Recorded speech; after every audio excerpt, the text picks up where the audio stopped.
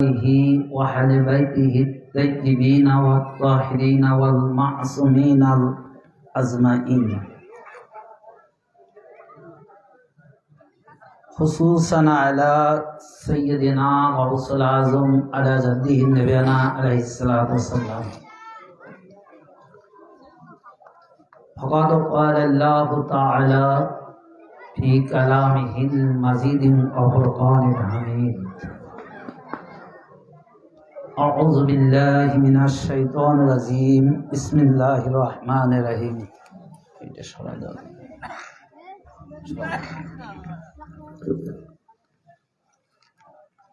يا أيها الذين آمنوا اتقوا الله وكونوا مع الصادقين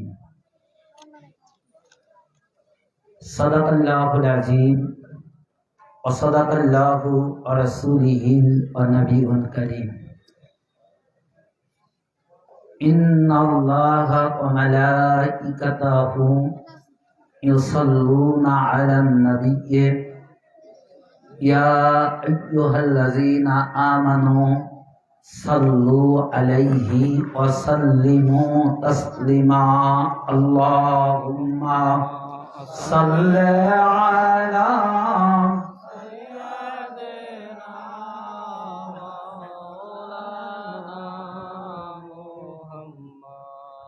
وعلى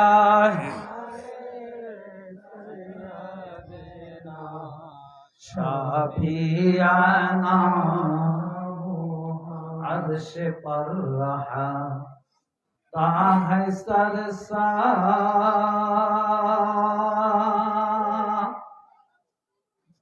اولیاء اللہ کا عرش پر رہا تاہ سرسار اولیاء اللہ کا اے فلک ہے بولو بالا اولیاء اللہ کا اللہم صل علی سیدنا مولانا وعلى آل سيدنا شفيعنا معزز সামিন کرام এপরজনা আঞ্জুমানে কাজিয়া কর্তৃক আয়োজিত মহাপবিত্র আহলে বাইত পাক পাঞ্জাতনের শানের ওয়াজ মাহফিলের সম্মানিত সভাপতি এবং অত্র আঞ্জুমানে সকল সদস্যবৃন্দ, খাস করে আমার সকল পীর ভাই ও বোনেরা, এই মাহফিল পাক হাজির হওয়ার জন্য দূর দূরান্ত থেকে যে সকল পীর ভাই ও বোনেরা হাজির হয়েছেন, লাইভ টেলিকাস্টের মাধ্যমে দেশ বিদেশ থেকে যে সকল শ্রোতা আজকের এই আলোচনা শ্রবণ করছেন, আপনাদের সবার প্রতি সালাম, শুভেচ্ছা, অভিনন্দন, মোবারকবাদ। আসসালামু আলাইকুম ওয়া রাহমাতুল্লাহি ওয়া বারাকাতুহু। ওয়া আলাইকুম আসসালাম ওয়া রাহমাতুল্লাহি ওয়া বারাকাতুহু। কোরআন পাক থেকে একটি আয়াত পাক আপনাদের মাঝে আমি অধম গুনাহগার তেলাওয়াত করেছি। এই আয়াতের আলোকে যদি আমার আকা মাওলা তিনি আমার প্রতি দয়া, অনুগ্রহ, রহম করম করেন, এই আলোকে, এই আয়াত পাকের আলোকেই কিছু আলোচনা করার চেষ্টা করব এবং আপনারাও শ্রবণ করতে পারবেন যদি তিনি আপনাদের প্রতি দয়া করেন।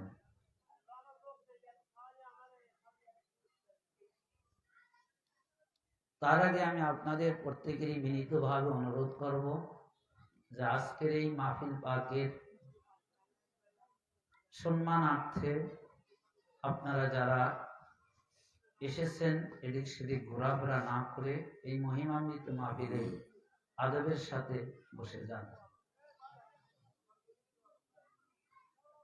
আয়াত পাঠটির অর্থ হলো ইয়া আইয়ুহাল্লাযীনা আমানুত্তাকুল্লাহা ওয়া কুনু মা'আস সাদিকিন, যে হে ঈমানদার গণেরা, তোমরা আল্লাহকে ভয় করার মতো ভয় করো এবং সত্যবাদীদের সাথী হয়ে যাও। ওয়া কুনু মা'আস সাদিকিন, কুনু মানে হয়ে যাও, মা'আস সাদিকিন মানে সত্যবাদীদের সঙ্গী, সত্যবাদীদের সাথী হয়ে যাও। এটা হলো আয়াতের বঙ্গানুবাদ, বাংলা ট্রান্সলেট যেটাকে আমরা বলে থাকি। কোরআন আরবি ভাষা, রাসূল পাকের মাতৃভাষা ছিল আরবি, আর কোরআন পাকও ঠিক সেই আরবি ভাষাই নাজিল হয়েছে। তো এখন কথা হলো, এই যে আল্লাহ তাআলাকে ভয় করার মতো করতে হবে, এটা সত্য।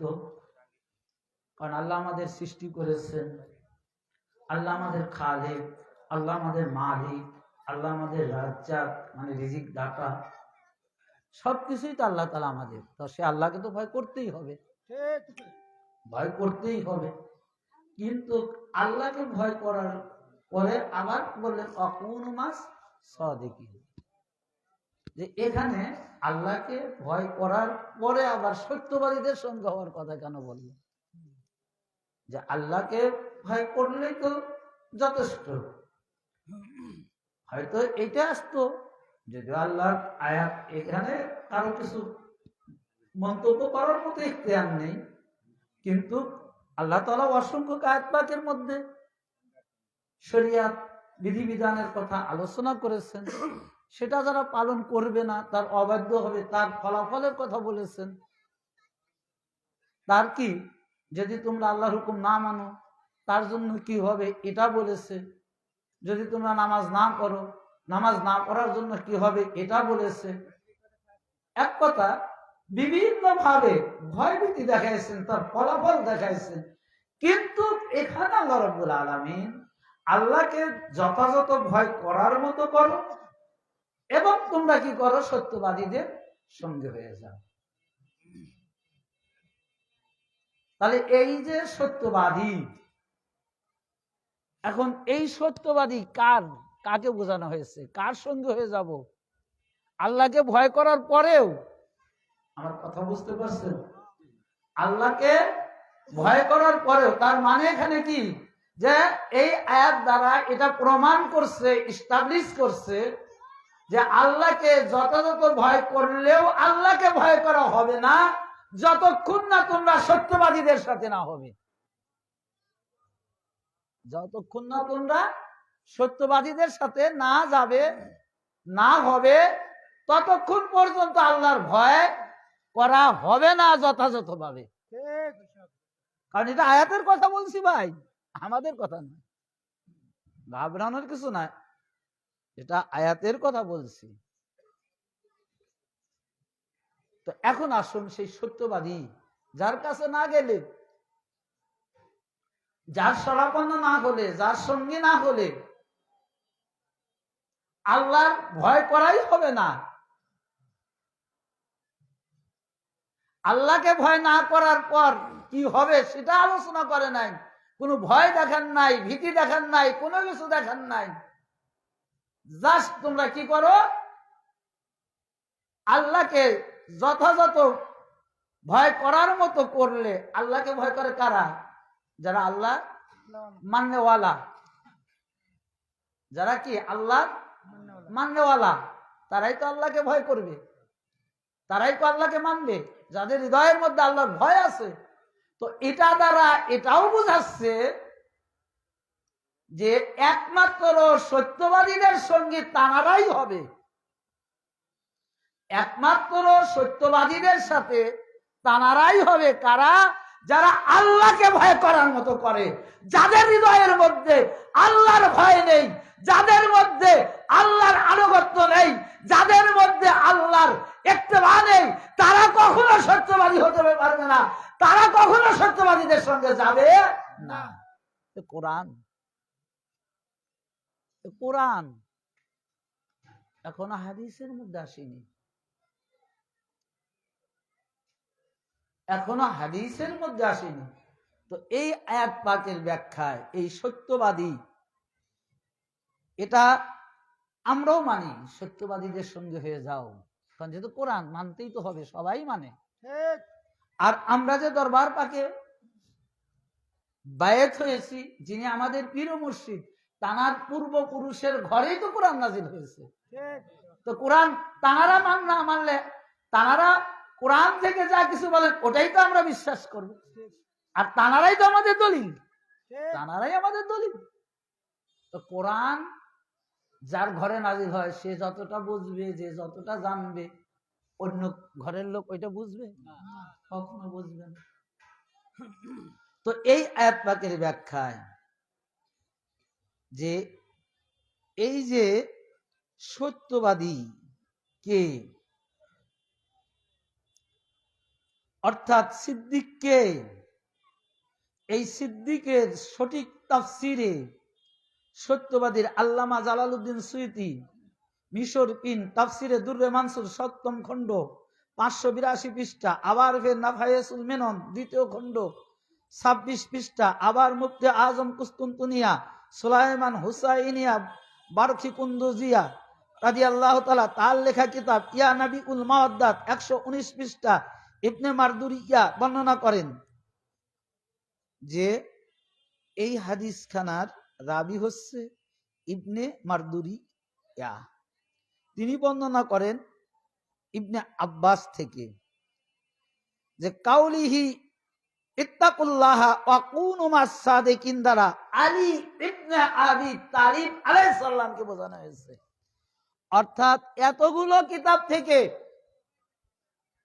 এই সাদিকিন কে, এই সত্যবাদী কে, এতগুলো কিতাবের এবং যেমন তেমন রাইটার নয়, সর্ববিখ্যাত মুহাদ্দিসগণ তানারা নিজ নিজ কিতাবের মধ্যে এই সত্যবাদীর ব্যাখ্যায় সত্যবাদী কে তার পক্ষে হাদিসের আলোকে তানারা তাদের নিজ নিজ কিতাবে ইস্টাবলিশ করেছেন যে আল্লাহ রাব্বুল আলামিন যে সত্যবাদীদের সঙ্গে হওয়ার কথা বললেন, যে সাদেকের সঙ্গে থাকার কথা বললেন, যে সিদ্দিকের সঙ্গে থাকার কথা বললেন, সেই সিদ্দিক আর কেউ নয়, ওই সিদ্দিক হলো হযরত আলী ইবনে আবি তালিব আলাইহিস সালাতু ওয়াস সালাম।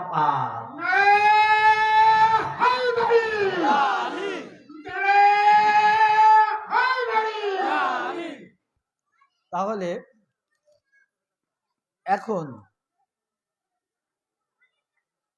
বোঝেন যে তাহলে এখন মওলা আলী আলাইহিস সালাম কি? তিনি সিদ্দিকে আকবর। মওলা আলী আলাইহিস সালাম কি? সিদ্দিকে আকবর। সিদ্দিকে আকবর যদি কেউ না মানে তাহলে কি তারা মিথ্যুক। এখানেও অসংখ্য তাফসীরের কিতাব থেকে আমি এটাও আপনাদেরকে বোঝানোর চেষ্টা করব। এখন যেটা বলবো সেটা হলো এই ইবনে আসাকির তার লেখা তারিখে দিমাশকাল আল কাবির, এই কিতাবটি 80 খণ্ডে লেখা, তার মধ্যে 42তম খণ্ডে 361 পৃষ্ঠা আসছেন যে এখানেও বলা হয়েছে যে তিনি তার নিজের কিতাবের মধ্যে উল্লেখ করে বলতেছেন যে সত্যবাদী হলো যে সত্যবাদীর সাথে উপস্থিত হতে হবে, এই সত্যবাদী হলো একমাত্র মাওলা কায়নাত পাক শেরে খোদা আলী আলাইহিস সালাম। আবার ইবনে মাজাহ আরাবিক প্রিন্টে হাফেজ ইবনে কাসির আল বিদায়া ওয়ান নিহা 74 খণ্ডে 66 পৃষ্ঠার তারিখে তাবারি ৩য় খণ্ডের ৫৭ পৃষ্ঠায়, ইমাম নাসাই খাসায়েসু আলী ৩য় খণ্ডের ২য় পৃষ্ঠায় ৬ নং হাদিসেও, আবার কি করেছেন কানজুল উম্মাহ ৬ষ্ঠ খণ্ডের মধ্যে হিন্দি ৩৯৪ পৃষ্ঠা, ইবনে মাজাহ প্রথম খণ্ডে ২২৬ পৃষ্ঠা ১১৯ নং হাদিসের বৈরুত প্রিন্ট এই কথাগুলো এসেছে। এবং এই আয়াতের ব্যাখ্যায় মুসান্না ইবনে আবি সাইবা, যিনি ইমাম বুখারীর উস্তাদ, তানার নবম খণ্ডের ৫০৭ পৃষ্ঠা হাদিস নং ৩২৭৭৪ নঙে ইমাম আহমদ ইবনে হাম্বল তার মানাকেবের মধ্যে আল্লামা হাকিম মুস্তাদরাক সহিহ সনদের সাথে বর্ণনা করেছেন।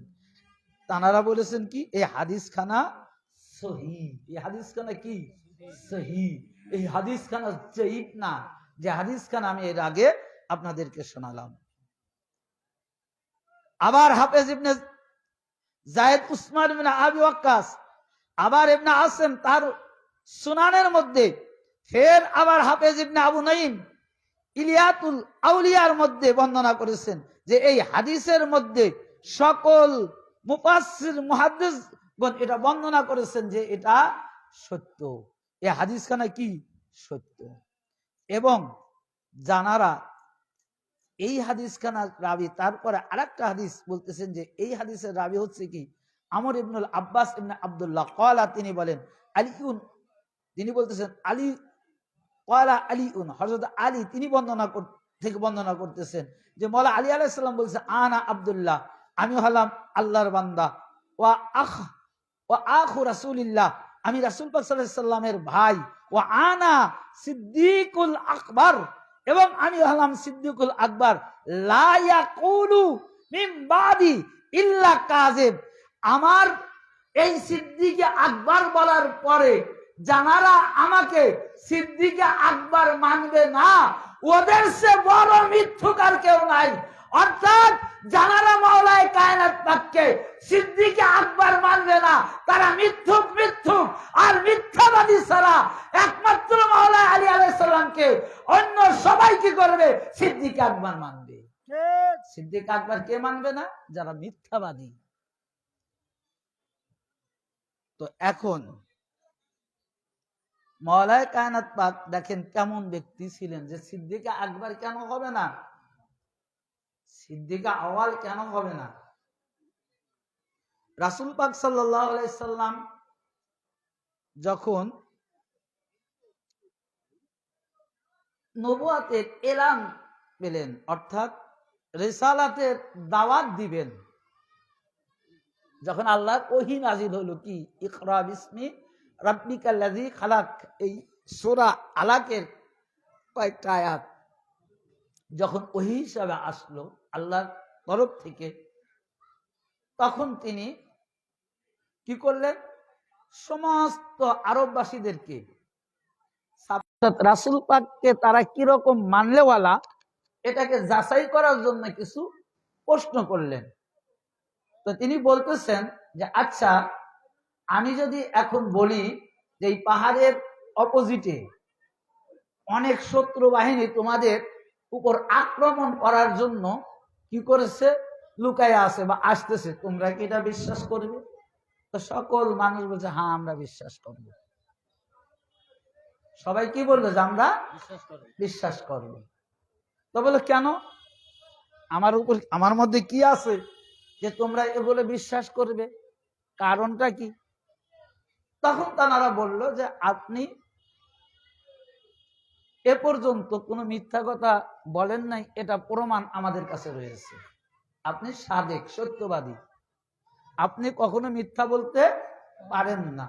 সুতরাং আপনি যদি বলেন যে পাহাড়ের অপদেশে শত্রুতাই আছে আমাদের আক্রমণ করার জন্য, এটা বেশক সত্য। তো বলে তাহলে আমি কি? বলে আপনি সত্যবাদী। আবার বললেন আমি কি? বললেন যে আপনি সত্যবাদী। এরকম কয়েকবার ওয়াদা করালেন। ওয়াদা করানোর পরে হুজুর পাক সাল্লাল্লাহু আলাইহি সাল্লাম তখন এলান করলেন ওয়াহদানিয়াতের, যে তাহলে তোমরা শুনে রাখো, এখন আমি একটি চিরন্তন সত্য কথা বলবো, যে সত্য কথা যদি তোমরা পালন করো, যে সত্যের উপর যদি তোমরা ঈমান আনো, যে সত্যকে যদি তোমরা আঁকড়ে ধরো, তাহলে তোমাদের দুনিয়া এবং আখিরাত উভয় জগতেই ভালাই হবে, কল্যাণকর হবে। সুবহানাল্লাহ। তো বলো বলো কি সত্য? এমন সত্যি তো আমাদের দরকার, এমনটাই তো আমরা খুঁজছি।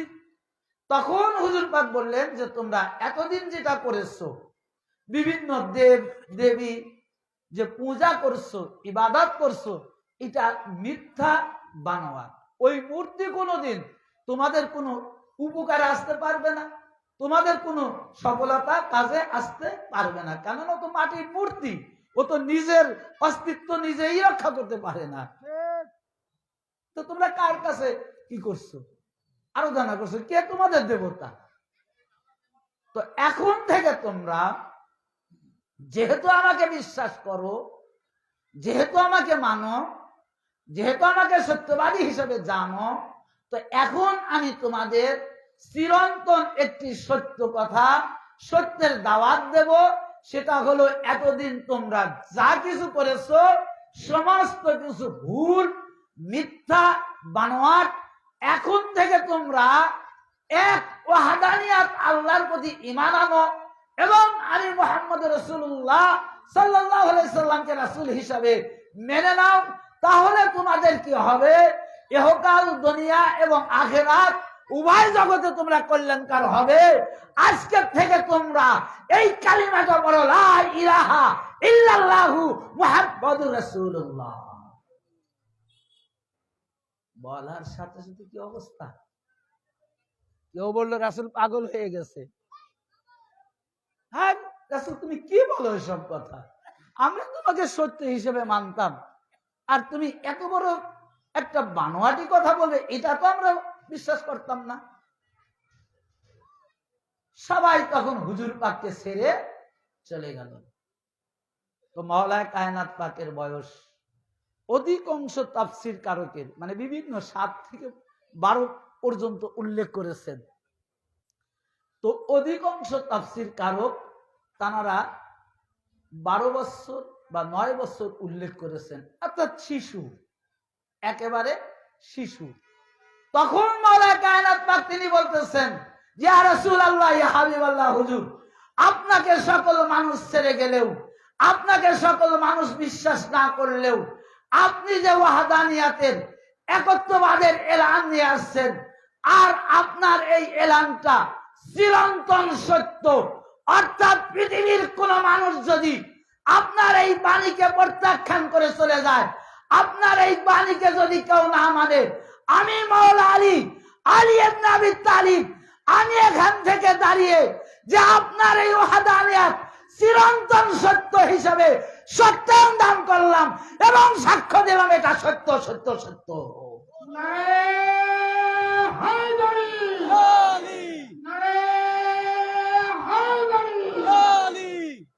তো এখন দেখেন যে সিদ্দিক কেউ হতে পারে যে একেবারে শিশুর থেকে, একেবারে শিশু অবস্থায় থেকে তিনি কি করছেন যে সত্যায়ন। অর্থাৎ আরেকটি ঘটনা আপনাদের সত্য কথা বলে রাখি, সেটা হলো হযরত ঈসা থেকে, কি বলে, আদম আলাইহিস সালাম থেকে শুরু করে ঈসা পর্যন্ত যত নবীরা এসেছেন, নবীরা তো তাওহীদের দাওয়াত নিয়ে এসেছেন নাকি? অন্য কোনো কিছু নিয়ে কিন্তু আসে নাই। তো যত নবীরা এসেছেন, প্রত্যেকটা নবীদের জন্য আল্লাহ তাআলা একজন করে সত্যায়নকারী প্রেরণ করেছেন, যে সিদ্দিক প্রেরণ করেছেন, সিদ্দিক প্রেরণ করেছেন, সত্যায়নকারী প্রেরণ করেছেন। তো হুজুর পাকের রাসূল পাক যখন তাওহীদ নিয়ে আসবে, নবুয়াতের রিসালাতের দাওয়াত দিবে, তো তারও তো একজন সত্যায়নকারী সিদ্দিক থাকবে। আর হুজুর পাকের তাওহীদের এই রিসালাতের সত্যায়নকারী হলো মাওলা আলী আলাইহিস সালাম। এই জন্য একটি কুরআন পাকের আয়াত যে আল্লাহ তাআলা বললেন আনতা মুনজির, হুজুর পাককে বললেন যে হে রাসূল আপনি হলো সতর্ককারী, আনতা মুনজিরু। আর প্রত্যেকটা জাতির জন্য একজন করে কওম, প্রত্যেকটা জাতির জন্য কওমের মধ্যে একজন করে হাদী থাকবে। তো আপনি কি রাসূল পাক কি সতর্ককারী, ভয় ভীতি দেখানোকারী। আচ্ছা, মানুষকে যখন ভয় দেখানো হয়, উদাহরণ, তখন তিনি ওই ভয়ের থেকে বাঁচার রাস্তা খোঁজে না? কি বলেন, খোঁজে কি না? খোঁজে। আপনি যখন নিসার ভাইকে ভয় দেখাবেন যে নিসার ভাই আপনি কিন্তু ওই একর্জনা মাঠে যাবেন না, ওখানে আপনার বড় বড় শত্রুতায় রয়েছে, তখন সে ভয় হয়ে যাবে, ভীতি সন্তুষ্ট হয়ে যাবে, এই রাস্তায় সে আসতে চাবে না। আর এই রাস্তায় আসা, এই ভয় থেকে বাঁচার জন্য সে একজন হাদী খুঁজবে, সে একজন উত্তম সাহায্যকারী খুঁজবে। অর্থাৎ এই ভয় ভীতি থেকে বাঁচার জন্য যে নিসার আলী ভাই যাকে খুঁজলো উনি হলেন নিসার আলী ভাই হাদী। কিন্তু একটি কথা শুনে রাখুন, রাসূল পাক তামাম কায়নাতের রহমত, রাসূল পাক যে ভয় দেখাইছেন কিয়ামত পর্যন্ত এই ভয় জারি থাকবে। রাসূল পাক যে ভীতি দেখাইছেন কিয়ামত পর্যন্ত এই ভীতি জারি থাকবে। তো কিয়ামত পর্যন্ত যখন রাসূল পাকের এই ভীতি মধ্যে সন্তুষ্ট হয়ে যাবে, ভীতি হয়ে যাবে, কিয়ামত পর্যন্ত মানুষ কি করবে? হাদীর কাছে যাবে, হাদী অন্বেষণ করবে, অর্থাৎ একজন রাহবারের নিকটে যাবে।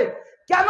যে রাসূল পাক যে ভয় দেখাইছে, ওই ভয়ের থেকে মুক্তি পাওয়ার জন্য, ওই ভয়ের থেকে কি করা, নিরাপদে থাকার জন্য, সত্যভাবে নিরাপদে আল্লাহর দ্বীন, আল্লাহর ইসলামের, আল্লাহর সকল হুকুম আহকামকে পালন করার জন্য যুগে যুগে মানুষ আসবে, যুগে যুগে মানুষ হাদী এবং অর্থাৎ সেই রাহবার খুঁজতে থাকবে। তাহলে যুগে যুগে হাদী কোথা থেকে আসবে? এটা তো রাসূল পাকের যুগে।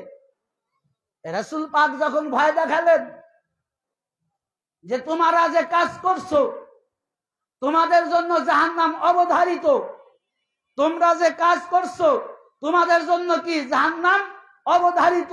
তো তখন তারা রাসূল পাকের যুগে, আচ্ছা রাসূল পাক যদি ভয় দেখাইতে পারে, সে ভয়ের থেকে মুক্তের রাস্তা দেখাইতে পারতেন না? মনে হয় পারতেন না, নাকি?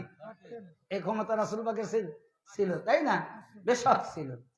তো কেন রাসূল পাক করলেন না? আরে ভাই, আসলে মোল্লা ফতোয়া কিতাবই তো পড়ে না, কিতাবের অর্থই তো বোঝে না। রাসূল পাক কুল কায়নাতের রহমত, আর তিনি ভীতি দেখাবেন, আর ভীতি দেখানোওয়ালাদের তিনি রহমত দিবে না, সঠিক রাস্তা দেখাইতে পারে না। এটা হতে পারে? কখনো। তো রাসূল পাক এই জন্য দেখান নাই, কারণ একটাই, যে রাসূল পাক ভয় দেখাইলে, রাসূল পাকই যদি ওই ভয়ের রাস্তা দেখা দিত, তাহলে কি কারো হাদীর প্রয়োজন হতো? তাই তো মাওলা আলীর কোনো কাজ থাকতো না, মাওলা কায়নাত পাকের কোনো কাজ থাকতো না। তো রাসূল পাক এই কারণেই তিনি ভয় দেখালেন, কিন্তু ভয়ের থেকে মুক্তির রাস্তা দেখালেন না। কারণ যে রাসূল পাক দেখাবেন ভয়, রাসূল পাক দেখাবেন ভীতি, আর ওই ভীতির রাস্তা দেখাবে মাওলায়ে কায়নাত পাক। তাই মাওলায়ে কায়নাত পাক হলো ওই জামানার প্রত্যেকটা মানুষের হাদী রাহবার। আল্লাহর আজকে হাদী ছাড়া সত্য খুঁজতেছো? সত্য যেখানে আছো সেখানে যাও, সত্য মাওলায়ে কায়নাত পাকের কাছে, মুক্তির রাস্তা মাওলায়ে কায়নাত পাকের কাছে, সকল ভীতি দূর করার রাস্তা মাওলায়ে কায়নাত পাকের কাছে। তিনি হলেন প্রত্যেকটা ওই যুগের প্রত্যেকটা জাতির জন্য হাদী এবং রাহবার। আর এই হাদীর নিকটেই, এই সত্যবাদীর নিকটে আল্লাহ তাআলা যেতে বলছেন, ওয়াকুনু মাস সাদিকিন। আমার আলোচনা বুঝতেছেন ভাই? বসে যান, বুঝতেছেন আমার কথাগুলো? লাইভ চলছে, থাক, যে আপনারা বুঝে নিন যে কথাগুলো কি। এটা তো গেল রাসূল পাকের যুগে হাদি, ভয় দেখাইছে রাসূল, আর তার রাস্তা দেখাইছে কে? মওলায়ে কায়নাত পাক। তো রাসূল পাকের পর থেকে কিয়ামত পর্যন্ত মানুষ আসবে, ওই কোরআন থাকবে, থাকবে না? থাকবে। ওই কোরআনে ওই ভয়, রাসূল পাকের ওই ভয় ভীতি দেখানো কোরআন পাকের মধ্যে থাকবে। তো এখন আপনি কার কাছে যাবেন ওই ভয়ের থেকে মুক্ত পাওয়ার জন্য? আমার আপনার হাদি কে হবে? এই যে রাসূল পাক ভয় দেখাইছেন, রাসূল পাকের যুগে মাওলা আলী তো ওটা ফয়সালা করে দিলেন প্রত্যেকটা। এই জন্য এখানে বলছেন এই কোরআন পাকের মধ্যেই, এই আয়াত পাকের মধ্যেই, যে উনজির আনতা উনজির, আপনি হলেন প্রত্যেকটা জাতিকে ভয় দেখানোর জন্য। আর আমি কি করব? প্রত্যেকটা জাতির জন্য কিয়ামত পর্যন্ত একজন করে ইমাম হাদি রাখবো। আর যখন যে জাতি এই ভয়ের কথা স্মরণ করবে, এই ভীতির কথা স্মরণ করবে, সে যে জামানাই হোক, ওই প্রত্যেকটা জামানার মধ্যে আমি যে হাদি এবং রাহাবার তৈরি করব, ওই জামানার মানুষ কি করবে? ওই ভীতির থেকে বাঁচার জন্য, ওই ভয়ের থেকে বাঁচার জন্য, ওই ভয়ের রাস্তা খোঁজার জন্য কি করবে? আমি যে প্রত্যেকটা জামানায় একজন করে হাদিদার প্রচার করব, প্রকাশ করব, তারা নিজ নিজ জামানায় নিজ নিজ হাদির কাছে গিয়ে তারা নিজেদের ভয় ভীতি দূর করার রাস্তা খুঁজে নিবে। ঠিক এই জামানার মধ্যে, বর্তমান জামানার মধ্যে এখন আমাদের হাদিকে এই আয়াত পাকের ব্যাখ্যা, এই আয়াত পাকের তাফসীর, যে এখন কার কাছে আমরা যাব? ভয় তো রাসূল পাক দেখায় রাখছে, সেই 1500 বছর আগে কোরআন নাজিল হয়েছে, সেই সময় আল্লাহর নবী সকল মানুষকে ভয় দেখায় রাখছে। কিয়ামত পর্যন্ত এই ভয় দেখাতেই থাকবে কোরআন। তো ভয় দেখালে তো হবে না, সেই ভয়ের থেকে মুক্তি পাওয়ার জন্য, সেই ভয়ের থেকে অর্থাৎ মুক্তি পাওয়ার জন্য আমাদেরও তো হাদির দরকার আছে ভাই, নাকি হাদির দরকার নাই? হাদির দরকার আছে। তো এই আয়াত পাকের ব্যাখ্যা আমি আজকে মাওলায়ে কায়নাত পাকের শানেই যতটুকু পারে আলোচনা করব, একবারে মিরাজ পর্যন্ত যতটুকু সময়ের মধ্যে সম্ভব হয়। তো এখন এই জামানার মধ্যে ওই উনজির, ওই ভয় ভীতি থেকে মুক্ত পাওয়ার জন্য এখনো আমাদের এই জামানার হাদি রয়েছে। সেই হাদি হলো কলকাতা 4 নং আওলাদে রসুল, আওলাদে আলী, আওলাদে হাসান হুসাইন, আওলাদে আহলে বায়েত, আওলাদে গাউস, প্রাণে পীর, আমার মুর্শিদ, আপনার মুর্শিদ, সমগ্র কায়নাতের মুর্শিদ, তিনি হলেন হযরতে সৈয়দ শাহ ইয়াসুফ আলী আল কাদেরী। তিনি এই জামানার প্রত্যেকের ভয় রাস্তা দেখানোওয়ালা, মুক্তির রাস্তা দেখানোওয়ালা, জামানার সঠিক রাস্তা দেখানোওয়ালা হযরতে সৈয়দ শাহ ইয়াসুফ আলী আল কাদেরী আলা জাতি নবী সাল্লাল্লাহু আলাইহি ওয়াসাল্লাম পাক। নারে তাকবীর, আল্লাহু আকবার, নারে রিসালাত, ইয়া রাসূলুল্লাহ, নারে হায়দারি, আলী, নারে গাউস, হুজুর পাক সাদাত রশিদ হযরত সৈয়দ শাহ ইয়াসুফ আলী আল কাদেরী জিন্দাবাদ, সৈয়দপুর দরবার শরীফ জিন্দাবাদ, আঞ্জুমানি কাদেরিয়া জিন্দাবাদ, নারে তাকবীর, আল্লাহু আকবার। আজকে আসলে মূল কথা হলো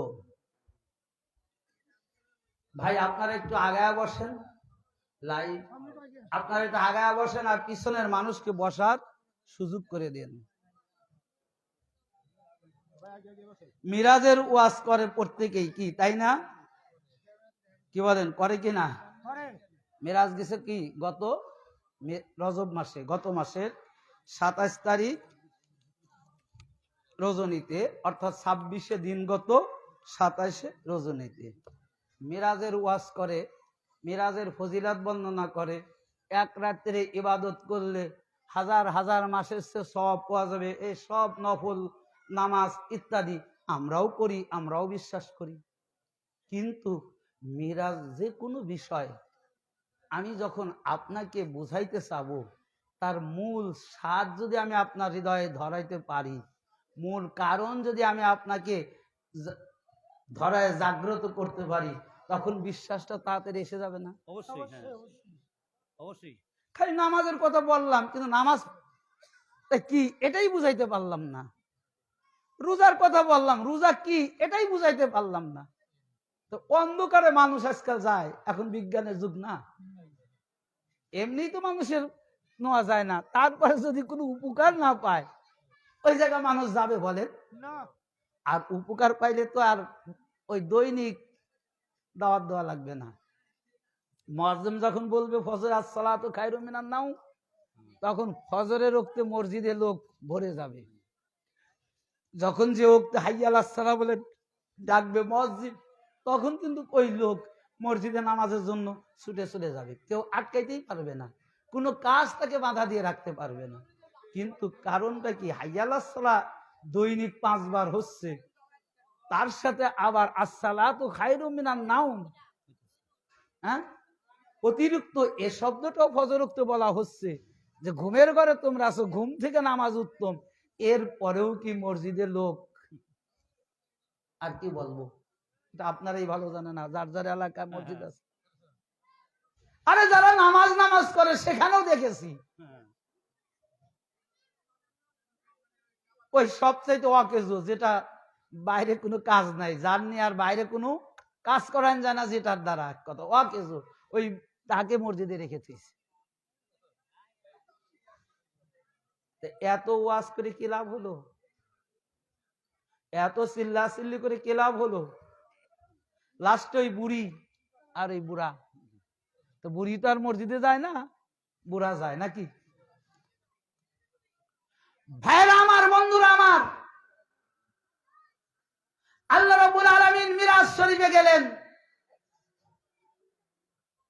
আল্লাহর সঙ্গে কথা হলো রাসূল পাকের, এবং রাসূল পাক কথা বলে যখন তিনি আসতেছেন, তো তাকে প্রশ্ন করা হলো যে ইয়া রাসূলুল্লাহ, ইয়া হাবিবাল্লাহ, হুজুর আপনি মিরাজ শরীফে গেলেন, আও আদনা, আরো নিকটে গেলেন, এক কথা আল্লাহর সর্বোচ্চ টপ মাকামে আপনি গেলেন, তো আপনি আল্লাহর সঙ্গে কোন সূরাতে কার কণ্ঠে কথা বললেন?